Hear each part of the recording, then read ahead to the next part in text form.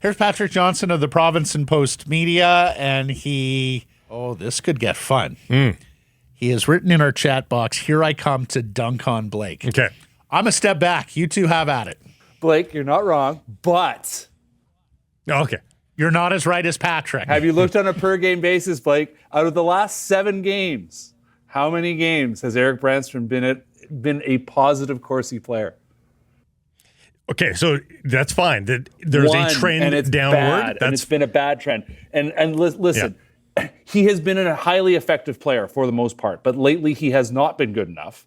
And I was surprised he's not back in. I think it is the mix. They're looking the righty-lefty.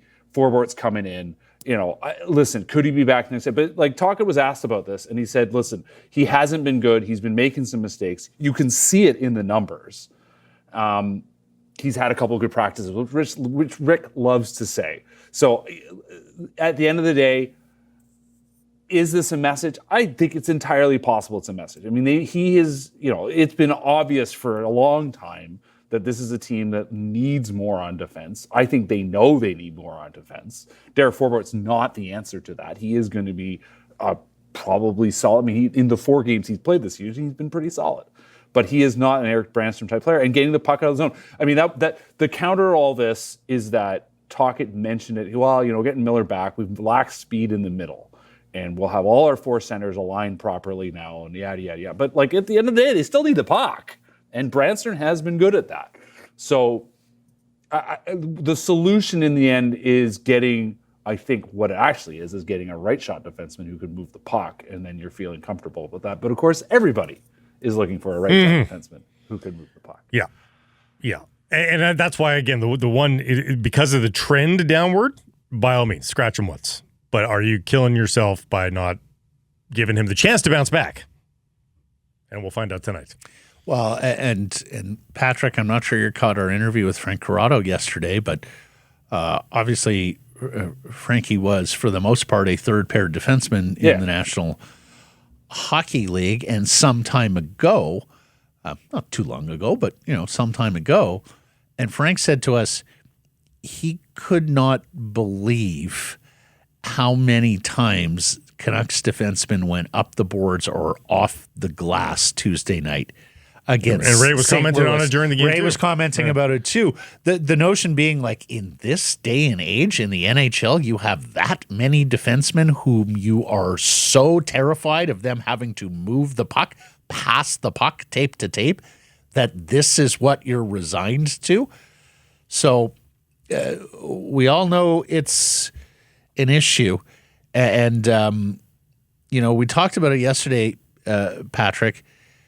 Look, if you want to say that they overextended themselves on wingers and did not address the defense as comprehensively as they needed to in the offseason, I think that's fair criticism. If you want to say that Rick Tocchet and Adam Foote were influential in the decisions to sign Vincent Desharnais and Derek Forbort, and that has contributed to the problem, I think that's fair criticism.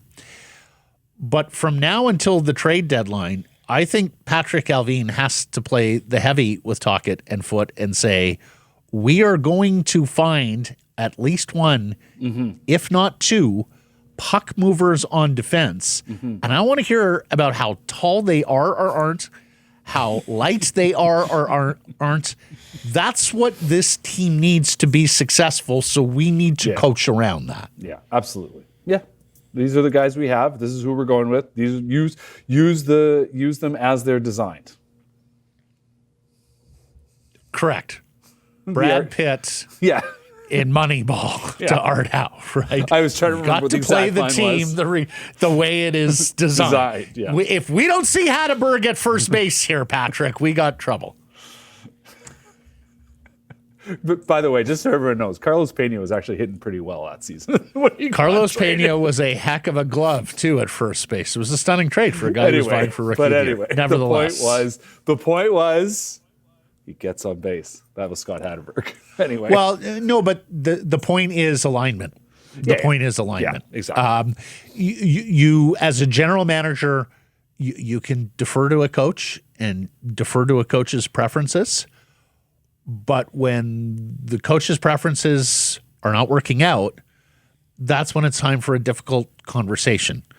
And I sure hope that there's a difficult conversation coming or has already transpired here in terms of the way that they have structured the defense, which may have benefits in a playoff series against Connor McDavid and Leon Draisaitl, where you're trying to occupy as much space as possible. Right. And they may be taking the long-term view of Edmonton's our Derby, and so this has got to be the way it is.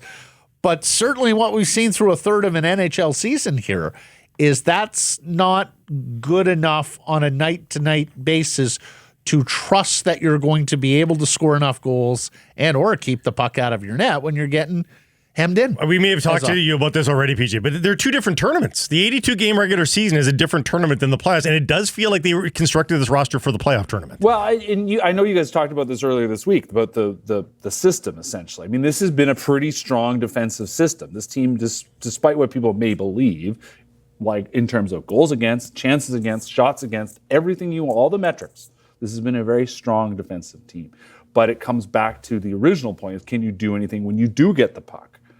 And that means obviously Quinn Hughes playing a lot because, I mean, the guys, I'm now trying to get people to convince me why I should vote for him for the Hart. You know, my instinct, I mean, he's having a great season, right? But he's not going to be on the ice for half the game, you know? So half the game, what do you do in the rest of the time? You can't just sit back. Maybe you can do that in the playoffs, I guess, like you said. Like there are two tournaments in play here.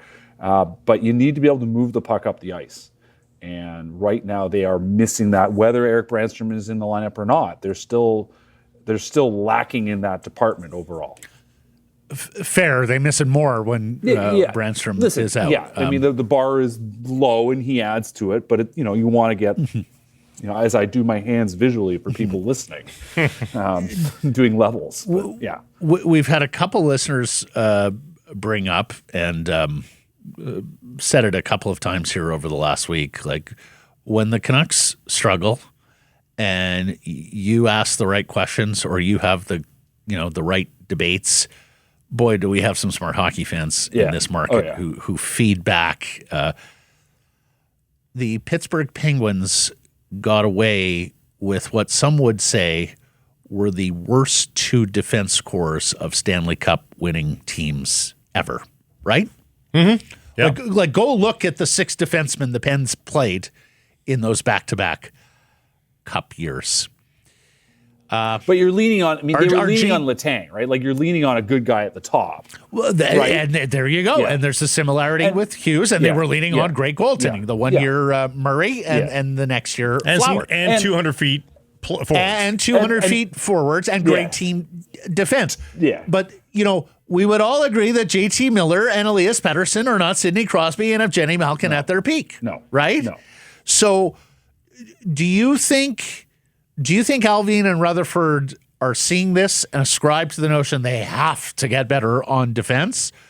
Or do you just look at an organizational philosophy that we're going to get by on defense, we're going to lean on our goaltender, and we're going to bury a high percentage of our chances because we have great forwards? Should fans start to worry that they're trying to completely facsimile the Pittsburgh model onto this Canucks team? I would point to the fact they are accruing cap space. What are they actually accruing cap space for? I mean, they probably want to do two things. They do probably. I mean, Pius Suter's been great, so it's hard to say you would like to get an upgrade on him, but they looked at how things went last year. Can Pius Suter be the third part of the triple-headed center monster? I mean, like, he's playing like it.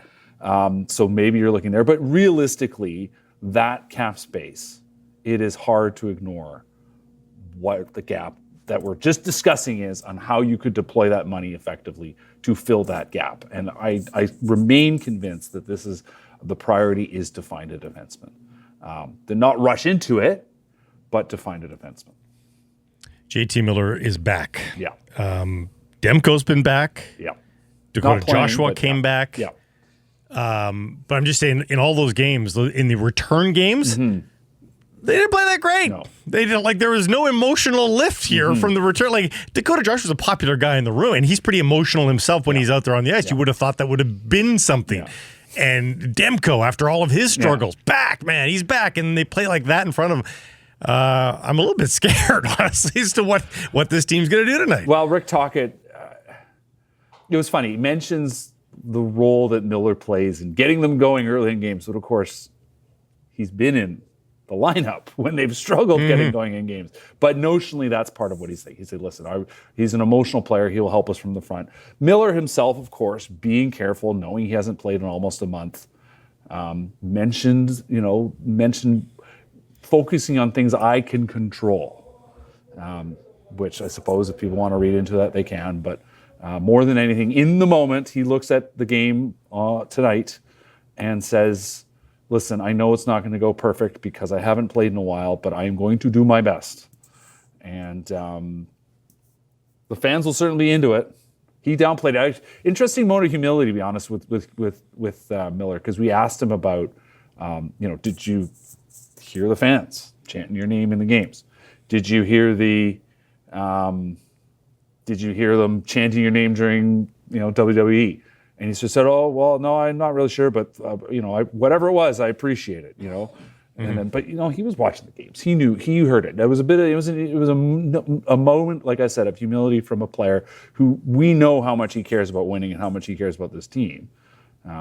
So yeah, I mean, I wouldn't read too much into how he goes tonight because of all the reasons you just mentioned, Blake. Because it's not been true for anybody else, but maybe, just maybe. Sounds like Miller, Besser, Höglander. He's got a flair for the dramatic. It sounds like Miller, Besser, Höglander, Yes. Pettersson, DeBrusk, and who?